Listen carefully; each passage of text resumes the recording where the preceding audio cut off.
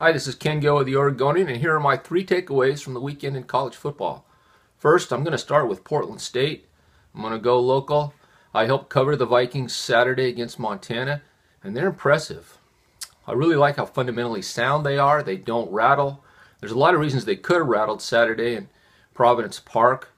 Montana had more fans there than the Vikings did in PSU's own stadium, and yet didn't seem to phase Portland State. The Vikings weren't phased by the weather. It rained really hard. Conditions were nasty at times. And they just put a straitjacket on Montana's offense. I really like the way PSU plays defense. They're fundamentally sound. They get off blocks. They take the ball away. I think Oregon could take some notes from Portland State's defense. The Vikings are at Northern Colorado this week, a win there, and they're just within so close to the FCS playoffs they can touch them. Good job, Portland State. Number two, boy, what a wild game Oregon had against Arizona State.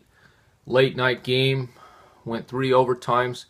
What I liked about that was that the Ducks found a way to win the game. They obviously didn't play well, particularly on defense. I think maybe Arizona State's offense had something to do with that.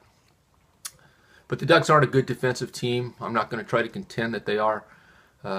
But even with Oregon's deficiencies, the Ducks found a way to win. They've got a playmaker, quarterback Vernon Adams. I think as long as he's taking the snap and running around making things happen, I think the Ducks have a chance to win every game they play, even with that defense. And lastly, Oregon State, I think the Beavers are feeling better about themselves. They went to Utah. It wasn't the walkover that a lot of people thought it would be. Still a loss, still a double-digit loss. I think there's a legitimate question about how seriously Utah took this game. The Utes sat several of their better players on defense.